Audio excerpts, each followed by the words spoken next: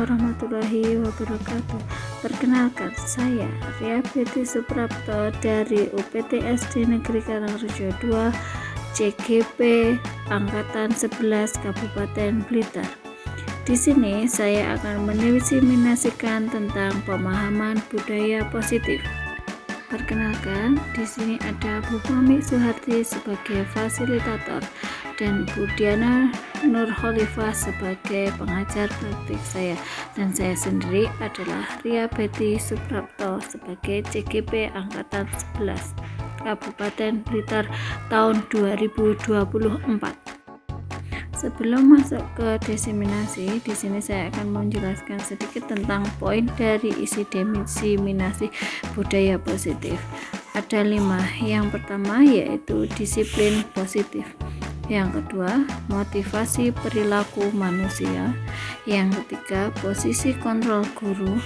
Yang keempat, yaitu keyakinan sekolah atau kelas. Dan yang terakhir adalah segitiga restitusi.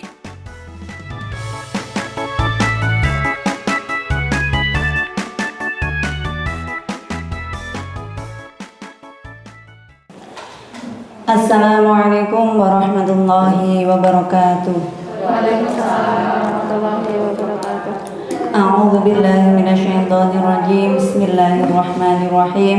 Wa bihi nasta'in wa ala umurid dunya waddin. Wassalatu wassalamu ala asyrafil anbiya'i wal mursalin sayyidina wa maulana Muhammadin wa ala alihi wa sahbihi ajmain, amma ba'du. Yang terhormat Ibu Yuni Sudarwati selaku Kepala Sekolah UPT SD Negeri Karangrejo 2 juga UPT SD Negeri Karangrejo 4, yang kami hormati guru-guru dari UPT SD Negeri Karangrejo 2 dan Karangrejo 4. Pertama-tama marilah kita panjatkan puji syukur kehadirat Allah Subhanahu wa Ta'ala, yang mana pada kesempatan siang hari ini kita diberi kesehatan sehingga kita bisa berkumpul bersilaturahmi di gedung UPT SD Negeri Karangrejo 2 ini dalam agenda diseminasi pemahaman budaya positif dengan keadaan sehat walafiat. Biqaulina alhamdulillahi rabbil alamin. Kedua kalinya sholawat serta salam marilah kita panjatkan kepada baginda kita Nabi Muhammad SAW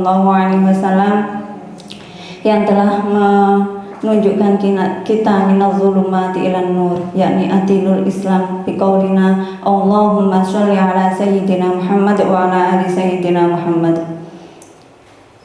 Selanjutnya acara pada pagi hari ini adalah nanti pembukaan. Acara yang kedua sambutan dari Ibu Yuni Sudarwati, dan yang acara yang ketiga yakni diseminasi yang akan disampaikan oleh Bu Ria Betty Suprapto selaku calon guru penggerak angkatan 2 Kabupaten Blitar. Dan saya mewakili dari Bu Ria Betty juga mengucapkan terima kasih yang sebesar-besarnya kepada seluruh guru baik dari UPT SD Negeri Karangrejo 2 maupun Karangrejo 4 yang telah meluangkan waktu dan kesempatannya untuk bisa menghadiri undangan dari Bu Ria Betty dalam agenda tugas beliau, yaitu mendiseminasikan pemahaman budaya positif. Marilah kita buka acara pada siang hari ini dengan bacaan umul kitab dengan harapan semoga acara pada siang hari ini membawa manfaat untuk kita semuanya dan untuk anak-anak didik kita, dan juga untuk seluruh anak-anak bangsa. Liridhoillah walihadiniyah as-sholihah al-fatihah.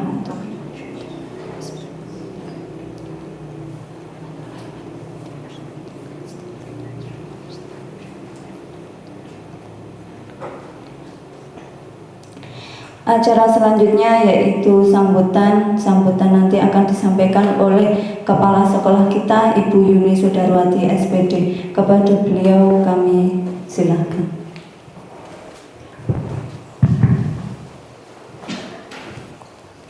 Terima kasih. Assalamualaikum warahmatullahi wabarakatuh. Waalaikumsalam warahmatullahi wabarakatuh. terima kasih ibu-ibu semuanya masih tetap semangat di dalam keadaan sehat walafiat. Hari ini kita sengaja mengikuti kegiatan diseminasi pemahaman budaya positif oleh Bu Ria sebagai CGP Angkatan 11 tahun ini ya Bu Ria. Semoga nanti ibu-ibu semuanya juga ada yang segera menyusul. Mungkin kalau saat ini Bu Yosi mungkin bisa persiapan, Bu Ai, belum PPG ya. Bu Yosi kejarin juga piloting PPG ini. Belum, Bu Elisa sendiri berarti. Kemudian Bu Ni sudah PPG kita penjenengan, monggo ikut CGP juga. Bu Lela harus itu. Bu Wiwi, kemudian Bu Mila, Bu Titin yang juga masih muda, segera untuk persiapan karena masih ada satu angkatan lagi besar-besaran. Setelah itu sepertinya sudah ganti kebijakan lagi. Mungkin setelah pelantikan presiden yang baru mungkin sudah beda kebijakan lagi. Tetapi yang pasti semuanya akan menuju ke pembelajaran yang menyenangkan, yang berkualitas dan berpihak pada siswa. Untuk itu mari kita ikuti bersama dengan kita niatkan bahwa kita belajar untuk peningkatan kebijakan. Yang kedua adalah untuk peningkatan kualitas pembelajaran tentunya dan pembelajaran yang berpihak pada siswa. Nanti ibu-ibu, monggo kita ikuti dengan senang hati walaupun suasananya gerak. Hanya saja sih orang mesti tidak diungkap. Biasanya jodohnya ngoten niku. Ana orang-orang dilebok. Duka niku lakuane asli. Sekedap malih nggih. Semoga kegiatan hari ini bermanfaat untuk kita khususnya dan juga untuk peserta didik dan sekolah pada umumnya. Nanti ibu-ibu, akhir kata ihdinas siratal mustaqim. Wassalamualaikum warahmatullahi wabarakatuh. Waalaikumsalam warahmatullahi wabarakatuh. Lagi hari aku mau baca materi di. Terima kasih kami Lek Raisa tak takut jenengan memberi motivasi kepada kita. Dan untuk selanjutnya yaitu acara inti pada siang hari ini diseminasi pemahaman budaya positif yang akan disampaikan oleh CGP Angkatan 11 Kabupaten Blitar, Bu Ria Betty Suprapto. Kepada beliau Bu Ria Betty Suprapto kami persilakan.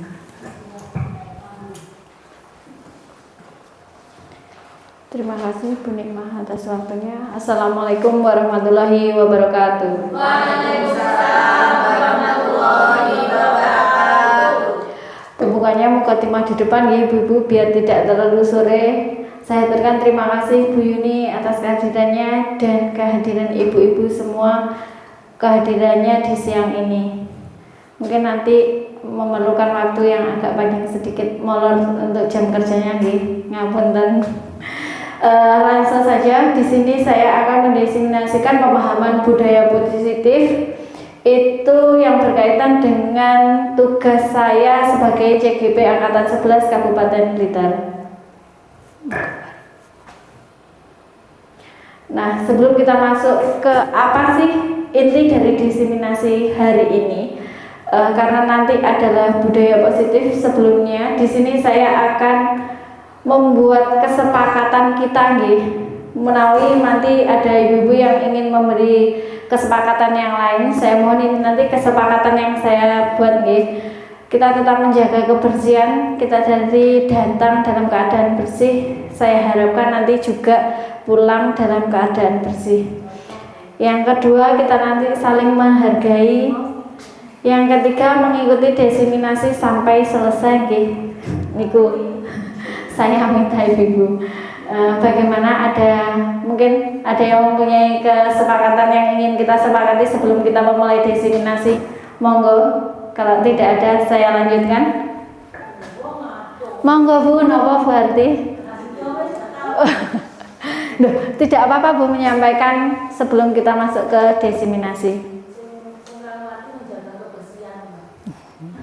Ya niku. Monggo Bu Hari. Jika tadi sudah kesepakatan kita itu tadi di sini, yaitu tujuan kita hari ini yaitu nanti setelah mengikuti diseminasi ini diharapkan guru dapat memahami konsep inti budaya positif, disiplin positif, motivasi perilaku manusia, posisi kontrol guru, keyakinan kelas, dan segitiga restitusi untuk yang terakhir. Jadi kita nanti akan membahas 5 poin dari budaya positif itu, yaitu ada yang pertama disiplin positif, yang kedua motivasi perilaku manusia, yang ketiga posisi kontrol guru, keempat keyakinan kelas, dan yang terakhir yaitu segitiga restitusi. Nah, di sini Ibu tadi adalah budaya positif. Budaya positif itu biasanya di dalamnya yaitu kita harus ada yaitu disiplin positif, motivasi perilaku manusia, posisi kontrol guru, keyakinan sekolah atau keyakinan kelas, dan yang terakhir nanti adalah restitusi, segitiga restitusi. Nah, poin yang pertama yaitu disiplin positif. Apa nih disiplin positif itu Ibu-ibu? Ada yang sudah tahu disiplin positif? Oh, beri. Saya akan menjelaskan di sini, yaitu disiplin positif adalah pendekatan disiplin yang mengajarkan tanggung jawab kepada anak dan mengembangkan kesadaran diri berdasarkan nilai-nilai kebijakan. Di sini ada sebuah gambar, yaitu contohnya anak menjaga kebersihan. Nah, disiplin positif itu lebih fokus pada disiplin internal yang memungkinkan siswa mengontrol tindakannya mereka sendiri, yaitu contohnya datang ke sekolah tepat waktu, mengenakan seragam sesuai aturan, mengikuti upacara, mengumpulkan tugas tepat waktu, tertib dalam mengikuti pelajaran, membuang sampah pada tempatnya, dan melaksanakan piket sesuai jadwal.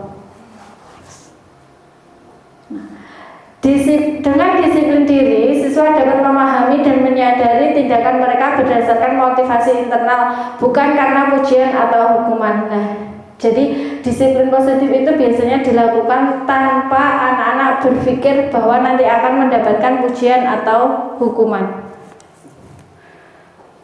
Nah, di sini yang kedua yaitu motivasi perilaku manusia. Nanti motivasi perilaku manusia itu ada 3. Yang pertama yaitu menghindari ketidaknyamanan atau hukuman. Yang kedua, mendapatkan imbalan atau penghargaan dari orang lain. Yang ketiga, yaitu menjadi diri mereka yang diinginkan dengan menghargai dirinya sendiri sesuai nilai-nilai yang mereka percaya. Dari ketiga motivasi ini ada 2 motivasi internal dan 1 motivasi eksternal.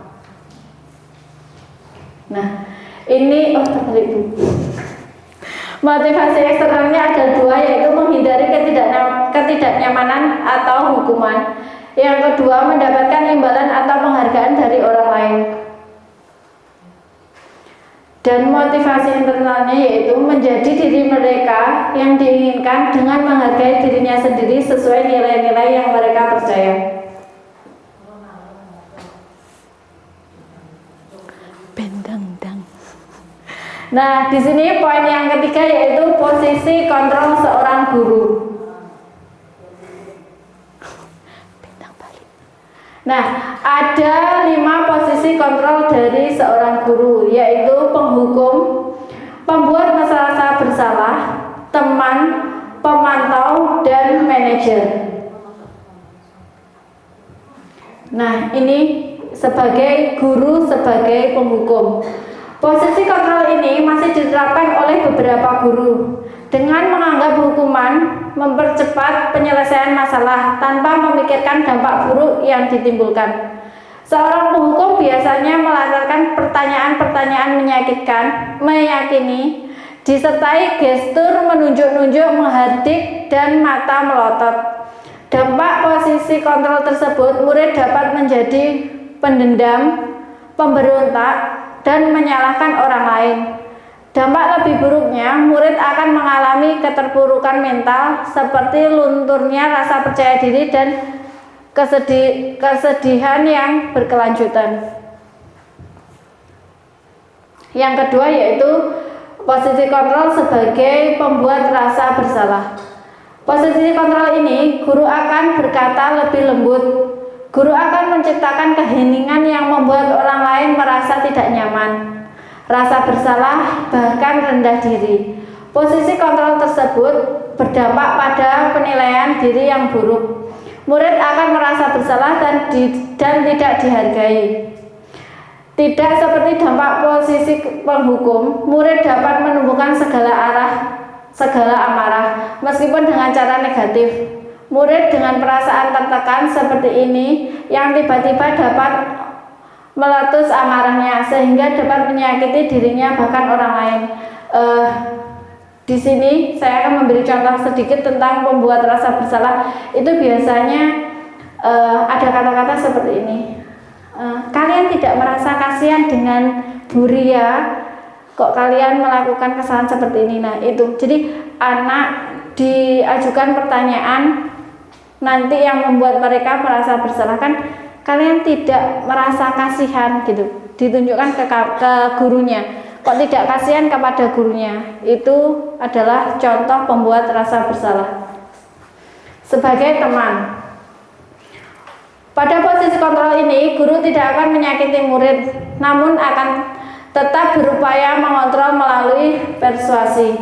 Guru akan bersikap akrab, berkata ramah, dengan gestur merapat pada murid dan tersenyum jenaka.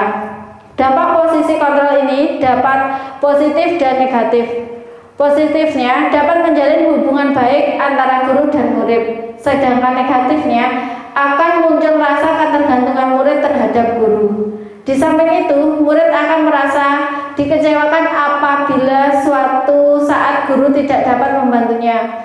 Hal lain yang dapat timbul yakni murid akan berlaku baik hanya kepada guru tertentu dan akan berperilaku semaunya jika bersama guru lain. Nah, di sini biasanya seorang guru itu menganak-emaskan si peserta didik. Biasanya, ayo wis ndak apa-apa dengan Bu Ria saja, gini ya mas gitu. Contohnya seperti anaknya itu menganggap kita sebagai temannya, jadi merasa nyaman dengan kita, itu bagus. Tapi kadang-kadang kalau nanti naik kelas, saya nggak mau dengan Bu Ena gitu.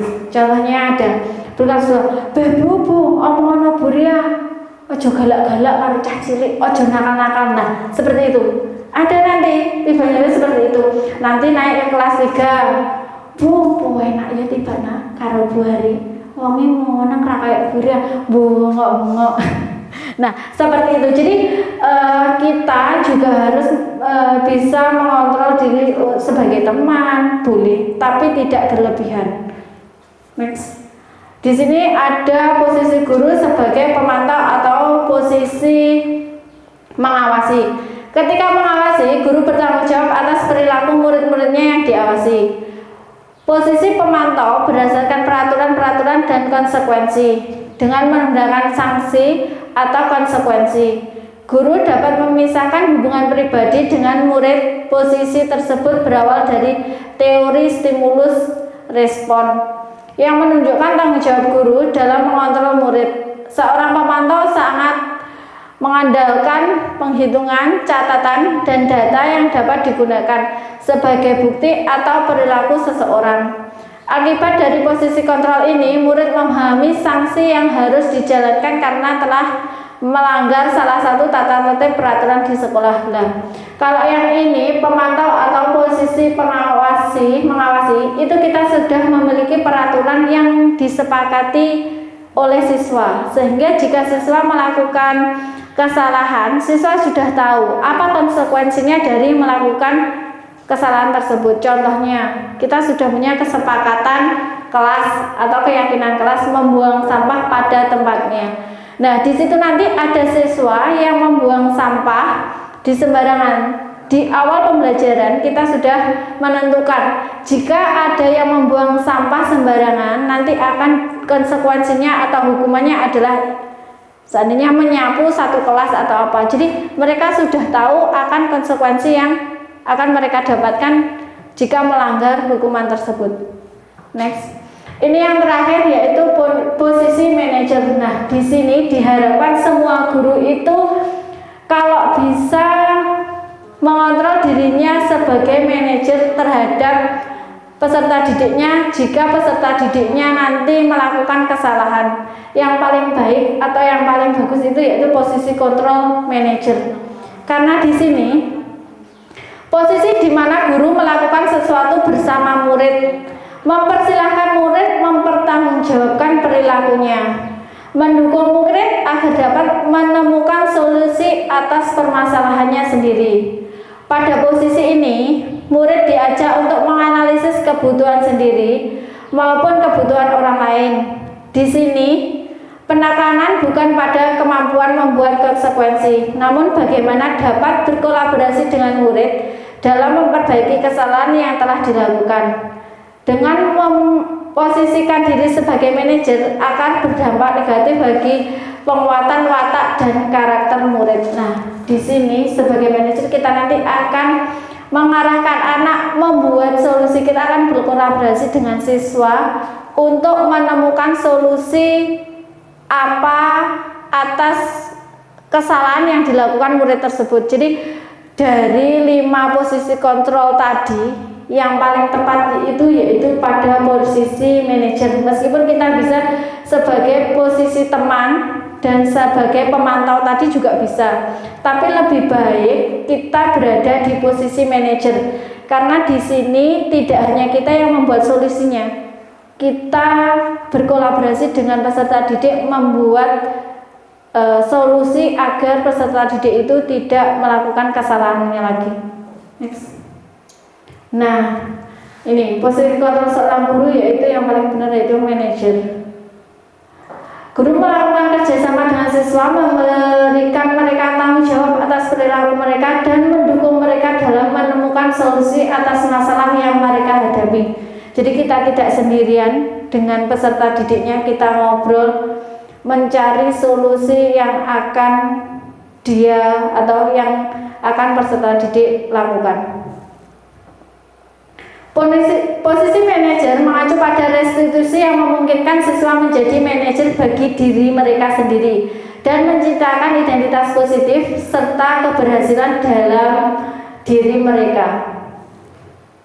Nah, di sini tadi kalau kita memilih atau kita menjadi motivasi sebagai penghukum dan pembuat rasa bersalah, di sini itu kita termasuk peserta termasuk guru yang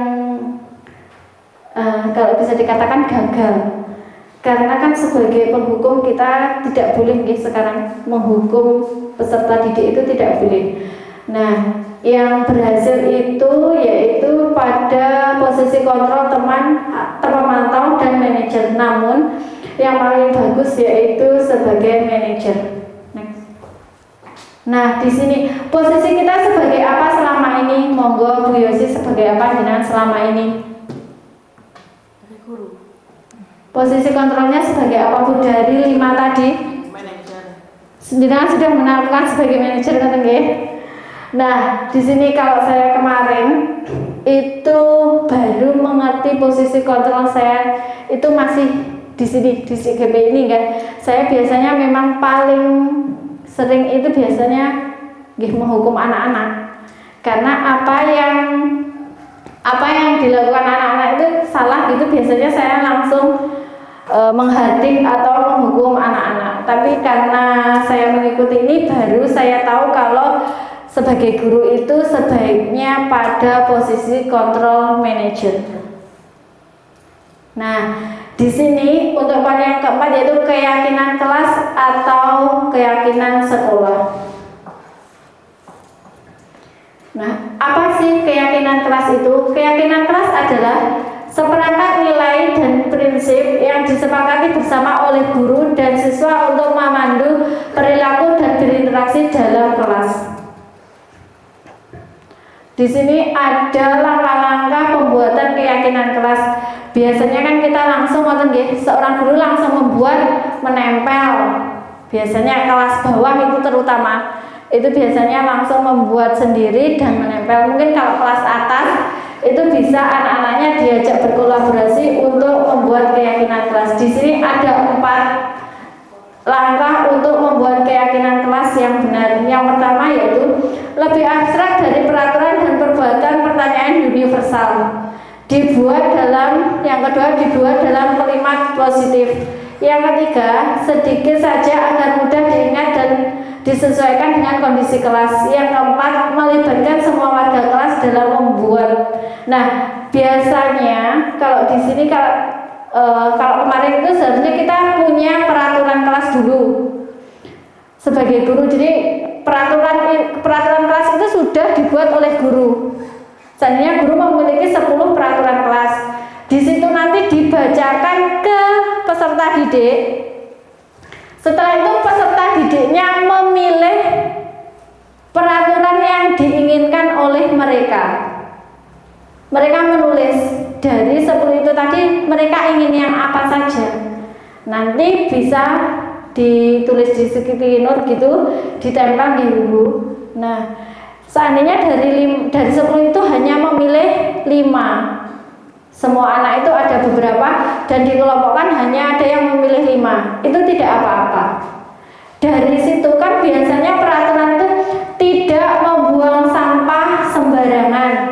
Gitu, peraturannya biasanya seperti itu. Nah, di langkah kedua itu dibuat dalam kalimat positif.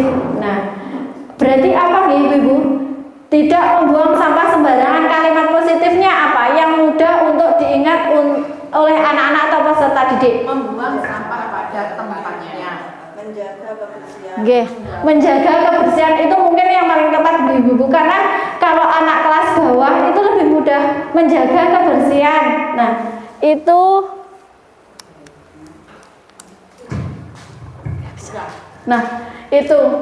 jadi kita akan membuat lebih sedikit agar mudah diingat oleh anak-anak. Itu kalau anak kelas 1 dan 2, saya kemarin itu di kelas saya karena kan masih biasanya belum paham Ibu, kalau disuruh nulis, disuruh apa gitu, saya membuat 2 kata-kata, ada 2 kalimat. Yang satu membuang sampah di tempatnya, yang satu membuang sampah sembarangan. Saya membuat stiker tersenyum atau apa, bintang gitu gitu. Nanti anak-anak suruh memilih, silahkan menempel di mana, membuang sampah sembarangan atau membuang sampah di tempatnya. Nanti mereka akan memilih nanti mana yang banyak, berarti itu. Jika anak-anak memilih, ada yang memilih di positif, di negatif, seperti membuang sampah sembarangan karena masih kelas 1 dan 2, nanti bisa kita jelaskan kalau itu kurang tepat, ngoten nggih. Jadi kalau di kelas bawah mungkin metodenya seperti itu. Kalau di kelas atas sudah bisa menulis, sudah bisa memilih niku, nggih. Dan yang terakhir yaitu melibatkan semua warga kelas dalam membuatnya. Jadi kalau keyakinan kelas itu tidak bisa dibuat oleh gurunya sendiri. Jadi harus dengan peserta didik, sehingga peserta didik itu tahu, oh keyakinan kelas kita itu apa, gitu loh. Di kelas itu harus seperti ini, seperti ini. Jadi dia ingat karena itu kesepakatan yang mereka buat. Nah, ini karena saya kan kemarin tidak senang mengedit, ini ada contohnya. Yaitu kita berdiskusi dan lainnya. Nah, ini saya mengambil hanya menyomot dari teman saya waktu lokakarya kemarin. Keyakinan kelasnya ini bisa jaga kebersihan ruang kelas. Nah, karena ini sudah di kelas 6, jadi mungkin kata-katanya lebih panjang ya. Jadi kalau di kelas 1 dan 2 tadi bisa lebih singkat lagi. Nah, ini yang terakhir yaitu segitiga restitusi. Apa sih segitiga restitusi itu? Segitiga restitusi merupakan proses untuk menciptakan kondisi bagi murid untuk memperbaiki kesalahan mereka sehingga mereka bisa kembali pada kelompok mereka dengan karakter yang lebih kuat. Nah, di sini tadi kita kan pada posisi kontrol tadi, kita sebagai manajer. Jadi pada saat di situ tadi di posisi manajer kita bisa menggunakan segitiga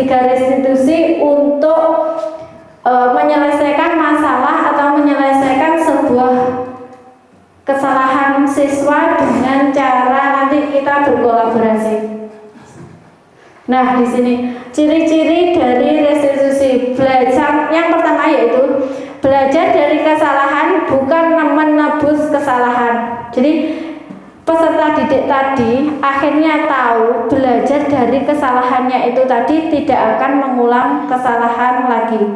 Yang kedua, memperbaiki hubungan.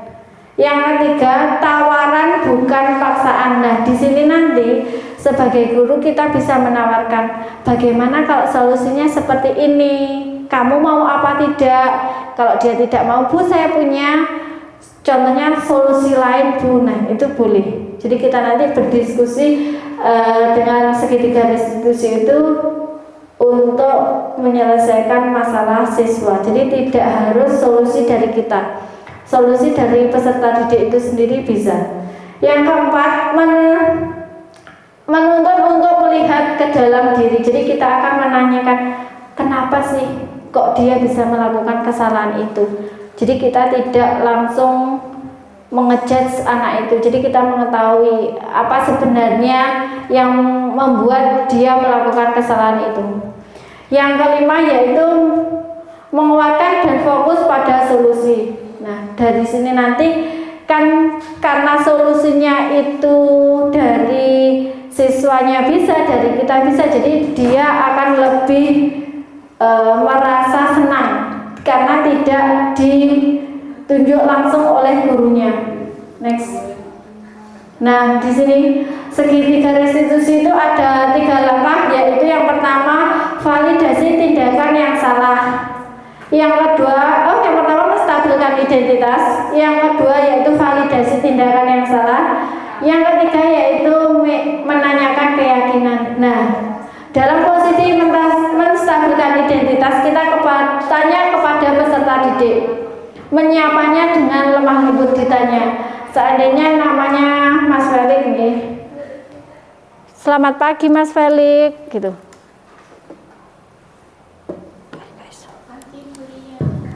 Bagaimana kabarnya hari ini?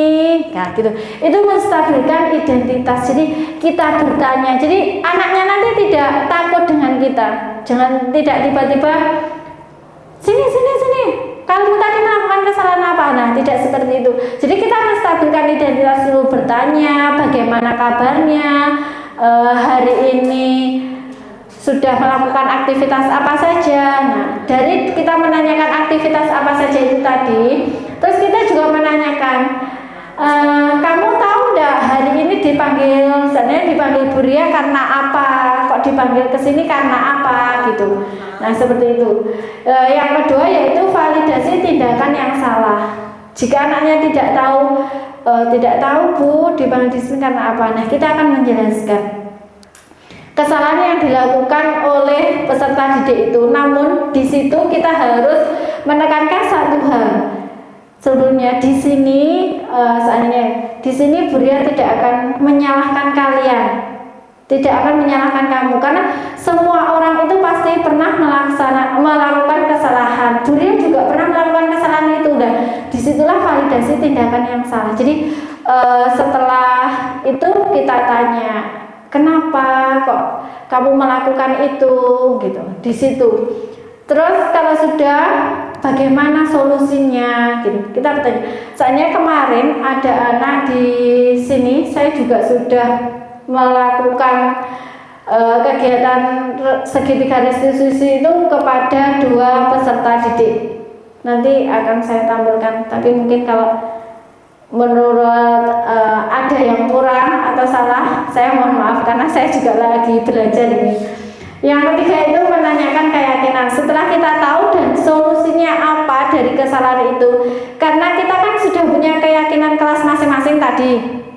Anak-anak pasti ingat karena dia yang membuat sendiri, mereka yang membuat sendiri. Nah, di situ baru kita menanyakan. Nah, dari kesalahannya tadi, coba ingat keyakinan kelas kita apa ya, apa saja. Nanti mereka akan sebutkan.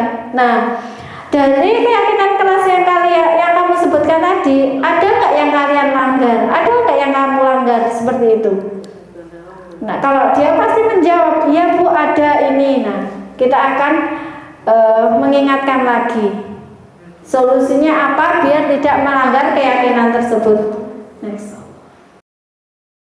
Menstabilkan identitas untuk membuat anak yang merasa gagal karena berbuat salah menjadi positif terhadap dirinya. Nah, di sini tadi karena kan kita sudah menyapanya, sudah bertanya, kenapa kok di sini, ada apa? Nah, seperti itu. Terus ini berbuat salah itu, guru berkata berbuat salah itu tidak itu hal yang manusiawi. Seperti tadi kan semua orang pasti melakukan kesalahan. Seorang guru pun juga melakukan kesalahan. Nah, di sini tadi. Next. Ini tadi juga sudah saya jelaskan sedikit tadi nggih. Membuat murid, validasi kebutuhan membuat murid mengenali kebutuhan dasar yang ingin dipenuhi ketika melakukan kesalahan itu. Pada dasarnya, setiap tindakan manusia tujuannya adalah memenuhi kebutuhan dasar. Apakah itu penguasaan, kebebasan, kasih sayang, rasa diterima, kesenangan, atau bertahan hidup. Lah, dari perilaku anak itu tadi, dia akan tahu apa sih kebutuhan yang dia inginkan. Ada anak yang mungkin di rumah tidak begitu diperhatikan, dia melakukan kesalahan di sekolah biar diperhatikan oleh gurunya. Berarti dia itu ingin kasih sayang dari seorang guru. Jadi anak itu melakukan kesalahan itu tidak semata-mata ingin dihukum, tapi dia memiliki kebutuhan. Kebutuhannya yaitu sebagai penguasa, untuk kebebasan, kasih sayang, rasa diterima, kesenangan, atau bertahan hidup. Jadi kita nanti akan tahu kebutuhan apa sih yang dibutuhkan seorang anak, seorang peserta didik, kok dia bisa melakukan kesalahan tersebut. Nah, ini tadi yang terakhir yaitu menanyakan keyakinan. Anak melihat kesalahan dihubungkan dengan norma sosial dan nilai yang mendasari manusia berinteraksi dengan orang lain. Jadi kita tetap harus menanyakan keyakinan kelas yang sudah dilanggar nanti apa. Next. Nah, ini ada contoh saya praktek segitiga restitusi. Assalamualaikum Mas Bowo. Nah, pagi. Gimana kabarnya Mas Bowo hari ini? Baik. Nah, sebelumnya Buria mau tanya dulu. Mas Bowo tahu nggak hari ini kenapa dipanggil Buria? Nggak tahu. Nah, nggak apa-apa, nggak usah takut karena Buria panggil ya. Buria punya konfirmasi saja ini nanti. Kegiatan kita setelah apel tadi apa Mas Bowo? Sholat duha. Nah, teman-teman semua sholat duha apa tidak? Sholat duha. Mas Bowo sholat duha apa tidak? Kenapa Mas Bowo kok tidak sholat duha? Malas. Sekarang Buria tanya, kenapa Mas Bowo kok malas untuk sholat duha? Sudah jelaskan ya, sholat duha itu kan sunnah untuk agama kita Islam ya. Berarti kalau dilakukan pendapat apa? Pahala. Nah, kalau di sekolah berarti Mas Bowo akan mendapat nilai. Ada dua. Kalau di agama Mas Bowo mendapatkan pahala, kalau di sekolah Mas Bowo mendapatkan nilai. Berarti Mas Bowo melakukan kesalahan atau enggak? Kalau Mas Bowo tidak ikut sholat duha, iya. Nah, melanggar Mas Bowo, Buria tanya dulu. Mas Bowo masih ingat atau enggak keyakinan kelas kita? Masih apa coba? Disiplin sama tanggung jawab. Nah, berarti Mas Bowo ini tadi melanggar keyakinan kelas kita apa tidak? Tidak melanggar keyakinan kelas. Melanggar apa tidak? Tidak ikut sholat duha tadi. Tidak melanggar. Yang melanggar. Nah, melanggar keyakinan kelas kita, nggih. Nah, solusinya dari Buria, Mas Bowo harus lebih bertanggung jawab lagi, lebih disiplin lagi. Kalau waktunya sholat duha, ya ikut sholat duha, nggih. Nggak boleh malas-malas biar Mas Bowo dapat nilai bagus dari guru agama dan mendapatkan pahala dari Allah, nggih. Berarti solusinya apa Mas Bowo? Harus apa? Disiplin dan tanggung jawab, nggih. Besok lagi Mas Bowo tidak boleh membolos lagi untuk sholat duha, nggih. Tak apa-apa nggih, dipanggil budaya tadi. Nggak takut ya Mas Bowo? Nggih, berarti Mas Bowo harus ikut sholat duha lagi nggih besok. Nggih, ya sudah Mas Bowo sekarang boleh kembali ke kelasnya mengikuti pelajaran lagi nggih. Ya, terima kasih Mas Bowo. Assalamualaikum warahmatullahi wabarakatuh. Terima kasih Bulia sudah mengingatkan saya atas keyakinan kelas. Saya berjanji akan selalu mengikuti sholat duha dan akan menjadi lebih baik. Wassalamualaikum warahmatullahi wabarakatuh. Assalamualaikum Mas Felix. Selamat pagi. Gimana perasaan Mas Felix hari ini bagaimana? Baik, senang. Budia tanya dulu sama Mas Felix ya. Mas Felix tahu nggak hari ini dipanggil Budia ke sini ada apa? Nggak tahu. Sekarang hari ini hari apa Mas Felix? Senin. Hari Senin. Tadi kita upacara ya. Nah, Mas Felix tadi pakai atribut lengkap atau tidak? Nah, Mas Felix tidak pakai apa? Tapi kali kasut Kas kakinya kenapa Mas Felix? ketukar. Ya, kas kakinya Mas Felix berwarna hitam. Jadi Mas Felix tahu hari ini Mas Felix dipanggil Budia ke sini berarti sudah tahu karena apa? Karena apa? Atributnya tidak lengkap. Oke, atributnya tidak lengkap. Nggak apa-apa Mas Felix ya. Budia nggak mencari kesalahannya Mas Felix karena semua orang pernah melakukan kesalahan. Budia ya pernah melakukan kesalahan. Teman-teman yang lain juga pernah melakukan kesalahan. Ya. Di sini kita akan mencari solusi bersama-sama Mas Felix biar Mas Felix tidak lupa lagi memakai atribut, tidak lupa, contohnya tidak lupa memakai topi, tidak tertukar kas kakinya warna apa. Budia tanya dulu. Mas Felix, kenapa hari ini tidak memakai topi? Rusak topinya. Terus kalau kas kakinya? Ketukar lupa gitu nggih. Hari ini Senin pakai warna putih. Nah, berarti Mas Felix tahu enggak kalau itu melanggar keyakinan kelas kita? Tahu? Masih ingat apa enggak keyakinan kelas kita apa?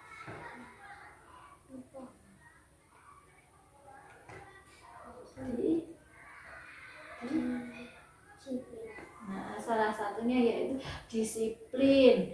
Berarti Mas Felix harus lebih disiplin lagi, nggih. Biar tidak melanggar keyakinan kelas kita. Untuk biar Mas Felix tidak melakukan kesalahan lagi, tidak melanggar keyakinan kelas kita lagi, Budia punya solusi seperti ini. Hari Minggu sore Mas Felix menyiapkan semua peralatannya sekolah, dasi, topi, baju, sepatu, kaos kaki, dan bukunya. Jadi pagi tidak terburu-buru, okay? Nah, berarti solusinya dari Budia apa Mas Felix?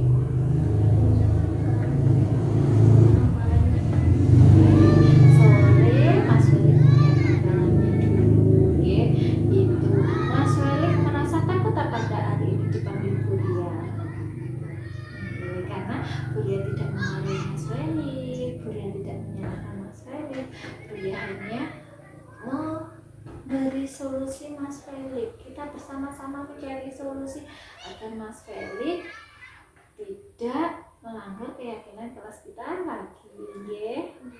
Nah, berarti Mas Felix sudah tahu nggih hari ini dipanggil Budia karena apa? Mas Wali harus tetap semangat untuk belajar biar lebih baik lagi, nggih. Oke, sekarang Mas Wali beri kembali ke kelasnya, nggih. Semangat. Ya, terima kasih Mas Wali. Assalamualaikum warahmatullahi wabarakatuh. Terima kasih guru yang sudah mengingatkan saya atas keyakinan kelas. Saya berjanji akan memakai atribut lengkap dan memakai kaos kaki sesuai aturan. Saya berjanji akan menjadi lebih baik. Wassalamualaikum warahmatullahi wabarakatuh. Assalamualaikum warahmatullahi wabarakatuh. Perkenalkan, saya Bu Yosi, perwakilan dari UPT SD Negeri Karangrejo 2 dan Karangrejo 4, mengucapkan banyak terima kasih kepada Bu Ria Betty karena sudah berbagi praktik baik tentang budaya positif. Kami akan mempraktikkan dan memperbaiki tahapan yang harus dilakukan pada budaya positif yang kami lakukan. Semoga ilmu ini sangat bermanfaat bagi kami ke depannya untuk melaksanakan proses pembelajaran. Terima kasih, Bu Ria Betty.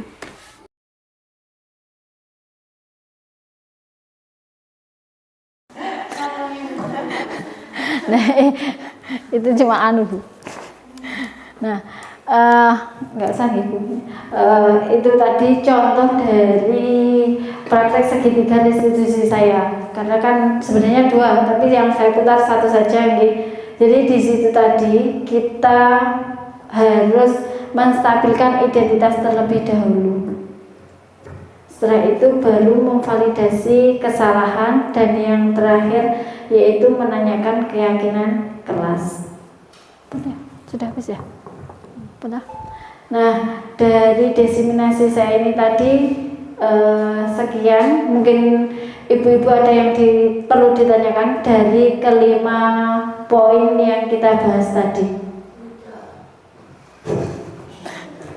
Monggo, jadi ibu-ibu sudah tahu ya caranya membuat keyakinan kelas yang pertama, kedua, ketiga. Jadi tidak serta-merta langsung membuat keyakinan kelas. Niku tadi nggih.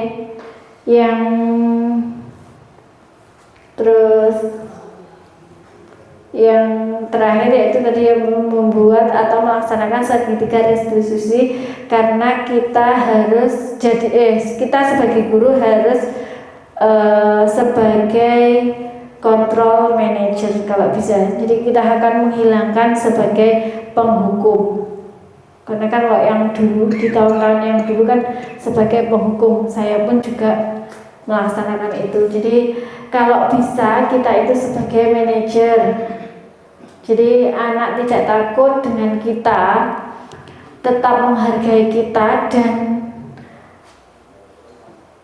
tetap menganggap gurunya itu juga sebagai temannya dengan menggunakan segitiga restitusi itu tadi. Nggih, sampun nggih Ibu. Sudah. Sekian diseminasi dari saya. Jika ada tutur kata yang salah dari saya mohon maaf sebesar-besarnya.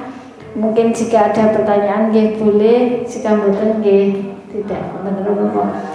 Sekian, wassalamualaikum warahmatullahi wabarakatuh. Saya kembalikan ke pembawa acara. Monggo pun Emma. Alhamdulillah, acara kita pada hari ini telah berjalan dengan lancar. Semoga dengan adanya diseminasi ini tadi menambah wawasan kita dan membuat kita sebagai seorang guru taubat ya. Kalau dulu kita cara kita untuk mendisiplinkan anak itu ada yang tidak tepat, mari kita bersama-sama menjadi lebih baik lagi untuk menuju anak bangsa yang berkualitas dan berbudi. Karena acara telah usai, marilah kita tutup acara pada siang hari ini dengan doa akhir majelis. Bismillahirrahmanirrahim. Subhanakallahumma wa bihamdika asyhadu an la ilaha illa anta astaghfiruka wa atubu ilaik. Subhanakallahumma wa bihamdika asyhadu an la ilaha illa anta astaghfiruka wa atubu ilaik. Subhanakallahumma wa bihamdika asyhadu an la ilaha illa anta astaghfiruka wa atubu ilaik. Wassalamualaikum warahmatullahi wabarakatuh. Waalaikumsalam warahmatullahi wabarakatuh.